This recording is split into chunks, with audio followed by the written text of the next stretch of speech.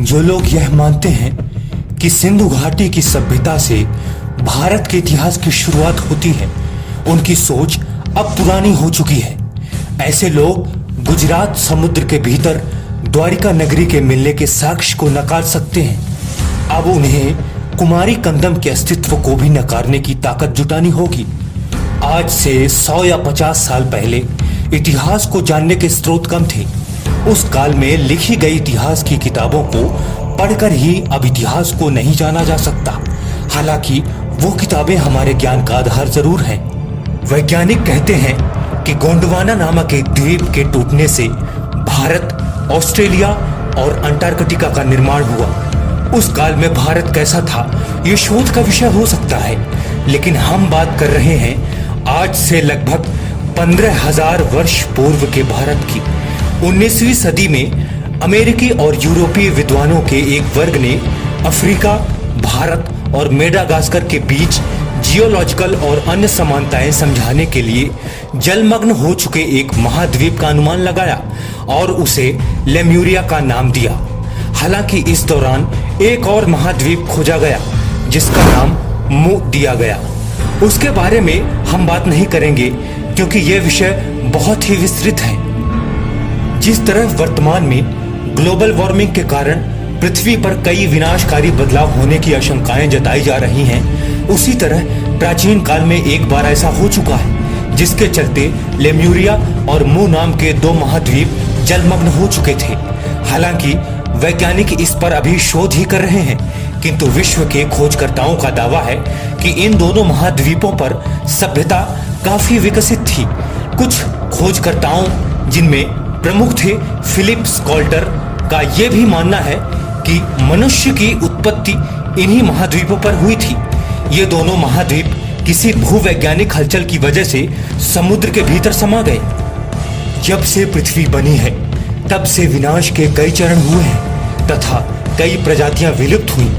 विश्व की सभी जातियों एवं धर्मों में प्राचीन महाप्रलय का उल्लेख मिलता है। केवल धर्म ही नहीं, भूवैज्ञानिक साक्ष्य भी पृथ्वी पर कई प्राचीन विनाशकारी हलचलों को दर्शाते हैं, चाहे वे भूकंप के रूप में हो या फिर ज्वालामुखी के रूप में, या ग्लोबल वार्मिंग या हिमयुग के रूप में हो। आदिम जनजातियों में भी जल महाप्रलय का उल्लेख कहानियों के रूप में मिलता है। इसी क्रम में इस महाद्वीप का उल्लेख भी प्राचीन तमिल साहित्य में पाया जाता है। तमिल इतिहासकारों के अनुसार इस द्वीप का नाम कुमारी कंदम था। कुमारी कंदम आज के भारत के दक्षिण में स्थित हिंद महासागर में एक खो चुकी तमिल सभ्यता की प्राचीनता को दर्शाता है। इसे कुमारी नाडु के नाम से भी जाना जाता है। तमिल शोधकर्ताओं और विद्वानों के एक वर्ग ने तमिल और संस्कृत साहित्य के आधार पर समुद्र में खो चुकी उस भूमि को पांडियन महापुरुषों के साथ जोड़ा है। तमिल पुनर्जागरणवादियों के अनुसार कुमारी कंदम के पांडियन राजा का पूरे भारतीय उपमहाद्वीप पर शासन था। दक्षिण भारत के लोकगीतों में इतिहास के साथ खो चुकी इस सभ्यता का वर्णन मिलता है। नतीजतन जब इसके बारे में जानकारी देने वाले खोजकर्ता भारत के नगरों में पहुंचे, तब इस लोकगीत और कथा को बल मिला। तमिल लेखकों के अनुसार आधुनिक मानव सभ्यता का विकास अफ्रीका महाद्वीप में न होकर हिंद महासागर में स्थित कुमारी कंदम नामक द्वीप में हुआ था। हालांकि कुमारी कंदम या ल्यूमेरिया को हिंद महासागर में विलुप्त हो चुकी काल्पनिक सभ्यता कहा जाता है।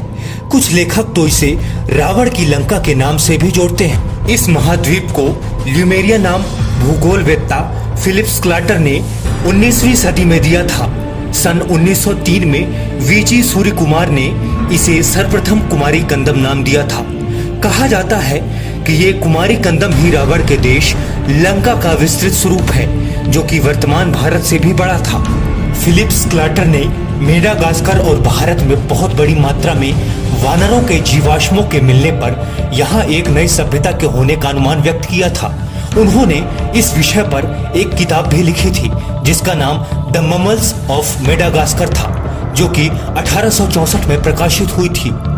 कुमारी कंदम का क्षेत्र उत्तर में कन्याकुमारी से लेकर पश्चिम में ऑस्ट्रेलिया के उत्तरी तट और मेडागास्कर तक फैला था। भूगोलवेत्ता A.R. वासुदेवन के शोधानुसार मानव सभ्यता का विकास अफ्रीका महाद्वीप में न होकर कुमारी हिंद महासागर के कुमारी कंदम नामक द्वीप पर हुआ था। उनके अध्ययन कहते हैं कि आज से लगभग 14,000 साल पहले जब कुमारी कंदम जलमग्न हो गया तो लोग यहाँ से पलायन कर अफ्रीका, यूरोप, चीन सहित पूरे विश्व में फैल गए और कई नई सभ्यताओं को जन्म दिया। राष्ट्रीय संस्थान में शोधकर्ताओं के अनुसार 14,500 साल पहले समुद्र का जल स्तर आज से 100 मीटर नीचे था और 10,000 साल पहले 60 मीटर नीचे था। इसलिए यह पूरी तरह संभव है कि वहां एक बार श्रीलंका के द्वीप जोड़ने के लिए एक भूमि पुल था, लेकिन धीरे धीरे जल स्तर बढ़ा तो यह पुल भी जल में डूब गया। पिछले 12 से 10,000 सालों में समुद्र के बढ़ते हुए स्तर ने आवधिक बाढ़ का काम किया। इस तरह ये महाद्वीप जलमग्न हो गया। एल्फ्रेड रसेल एवं एर्नेस्ट हेकेल का मानना था कि मनुष्य की उत्पत्ति इन महाद्वीपों पर हुई थी। लेम्यूरिया शब्द लेमूर नामक जीव से आया, जो बंदर एवं गिलहरी का मिश्रित रूप है। लेम्यूर का मूल स्थान मेडागास्कर है, लेकिन यह भारत एवं मलाया में भी पाया जाता है। इसलिए यह माना गया कि ये जीव तभी भारत पहुंचे होंगे जब कोई विशाल महाद्वीप हिंद महासागर में रहा होगा एवं जिसने भारत एवं मेडागास्कर के बीच में सेतु का काम किया होगा।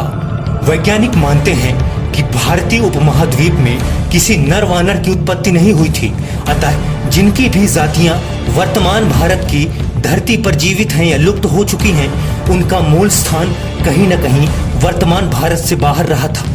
रॉय ने दक्षिण अफ्रीका एवं दक्षिण भारत के बीच एक लेम्यूरिया द्वीप की कल्पना की है, जो अब जलमग्न हो चुका है। उन्होंने संभावना व्यक्त की है कि मुंडा जाति लेम्यूरिया द्वीप से होती हुई भारत आई थी। कुमारी कंदम के पतन के कारण ऐसा माना जाता है कि हिमयुग के अंतिम सालों में तापमान बढ़ना शुरू हो गया था, जिसके कारण ग्लेशियरों का पिघलना शुरू हुआ और समुद्र का जल स्तर बहुत बढ़ गया और अंततः यह सभ्यता पानी में डूब गई। तमिल लेखकों के अनुसार जब कुमारी कंदम जलमग्न हुआ तो उसका 7,000 मील का क्षेत्र 49 टुकड़ों में बट गया था। इस प्रकार यह महाद्वीप हिमयुग के अंत में समुद्र में डूबा तो लोगों ने अलग अलग जगहों पर शरण ली और पूरी दुनिया में नई नई सभ्यताओं यूरोप, अफ्रीका, भारत, मिस्र, चीन इत्यादि का विकास हुआ। दोस्तों, ये वीडियो अगर पसंद आई हो तो हमारे चैनल अज्ञात दुनिया को सब्सक्राइब जरूर करें।